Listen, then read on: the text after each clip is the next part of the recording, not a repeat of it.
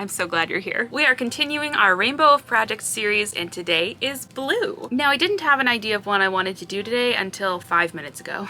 I went back and forth for too long because I'm really in the mood to make just a little guy, just a little creature, but I didn't know what to make. Thought of making these little like blueberry creatures, but something about it just wasn't hitting for today. But that idea of the little blueberry creature kind of turned into, what if they were little blueberry fairies?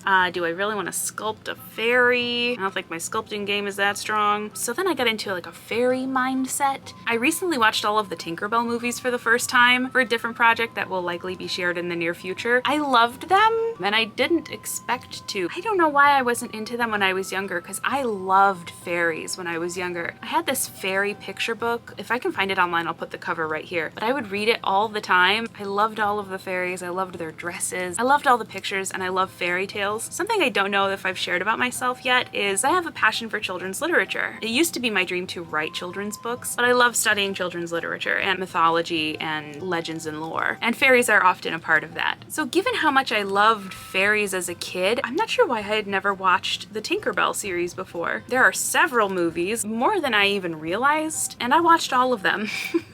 I think maybe I felt like I was too old to watch them, which is ridiculous because I watched so many other things that I was technically too old for. Which, by the way, I don't think you're ever too old to enjoy what makes you happy. So instead of sculpting a little blueberry fairy, which now I really want to do at some point because it just sounds too cute. Blueberry fairy, blueberry fairy.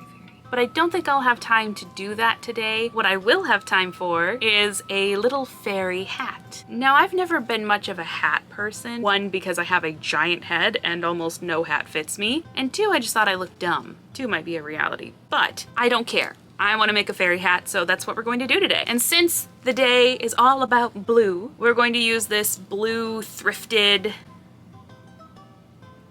I almost said felt. It's not felt.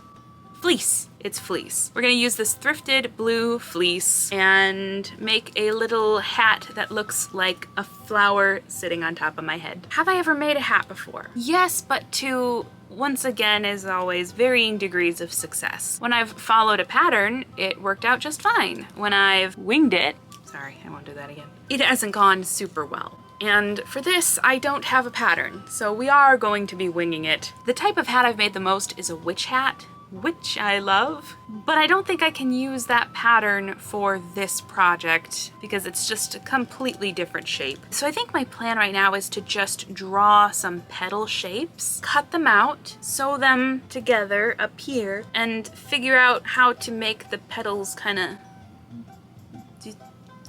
What is this? Swoop? Do a little swoop out.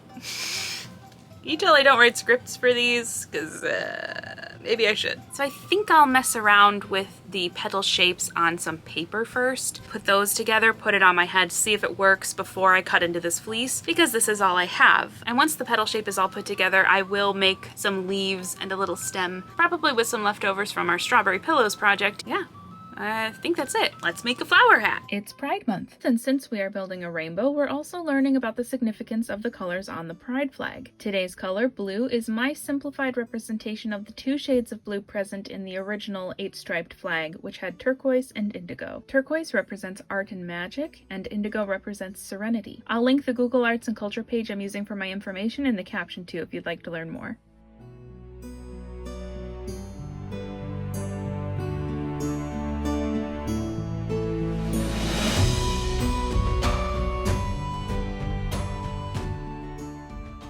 Okay, there's one thing I didn't take into account, and it's structure. So I think I am going to cut into some of that blue fabric that I have that's a bit stiffer. With an added layer, I think I'll be able to... Why am I so... I don't know how to fix that. I'm like glowing. I look like the Night King from Game of Thrones. Anyway, I think with an added layer, I'll be able to sandwich some wire in the edges so that I can position the petals to swoop. That's the plan.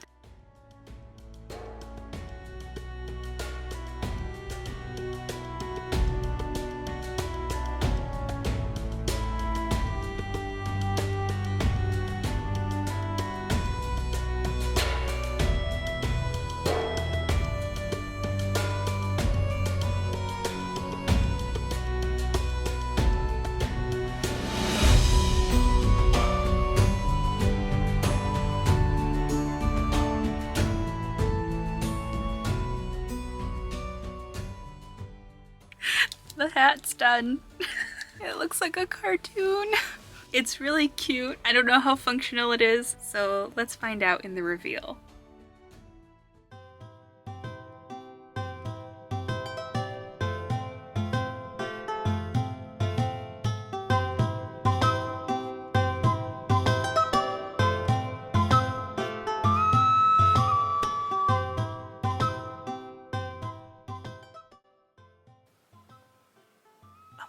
It's so darn cute. Got a little flower on my head. So she's not perfect. I think the leaves maybe should have been a bit darker, or maybe I should have painted some shadowing to add a little bit of dimension to them, because it is very cartoony, which I love, but the leaves and the stem look cartoony in an almost cheap way and not in a cute way. So I think a little bit of detail would kind of just boost it up a little bit. That being said, I really love how it turned out. The fit isn't perfect because of the shape of the petals. It does kind of box out just a little bit wherever the petals are joined. So the pattern could use some tweaking, but I think overall it does the job. I've never drafted a hat pattern by myself. At least I don't think so. I've drafted hat patterns based on other people's instructions before, but I've never just winged it. I already made that joke. I did go on Etsy first to see if I could find a pattern just to make my life easier. I did buy a pattern for a flower bucket hat from Arlette Patterns, but I got that just for funsies because I think the pattern is adorable and I will be making it in the future, but it wasn't at all what this was supposed to be. But I didn't find a pattern that could make this. So I just went on Google Images, searched petal hat, scrolled through Google Images for 10 minutes, just soaking in the shapes, and decided that was enough research to just try it on my own. I recommend doing a little more research on how to actually draft a hat, because while this works, I did have to mess around with it a little bit, and it probably would have taken half the time I took if I didn't have to take my seam ripper and separate, I think, from about here to here, because it just was too close on my head, and I wanted them to be more swoopy. Will I ever stop saying swoop? I don't think so. And that took quite a while, so I think this whole project could have taken about half the time that I actually took to make it had I just followed a pattern or watched a video on how to make a hat. So I just kind of messed around until I figured it out, which is, I mean, honestly, typically how I do things. Not that I recommend doing that. Save yourself the time. Watch a video or two on how to make it. Don't watch that. This is not a tutorial. This is, what is this? So I guess for today we did wander into some new territory. I drafted my first hat pattern and now I have that. I'm definitely going to take the changes I know I need to make and make another one for my little sister because I think she'd love it. I really love how this came out. I feel like a little cartoon fairy. And if you liked it too, you can let me know by hitting the like button. And if you want to see what we're doing next, hit the subscribe button and join the channel. And if you want to know when I post, hit the notification bell and YouTube will let you know. Remember to support LGBTQIA creators, shops, and organizations this month and every month. Thank you so much for watching. I'll see you next time. Bye!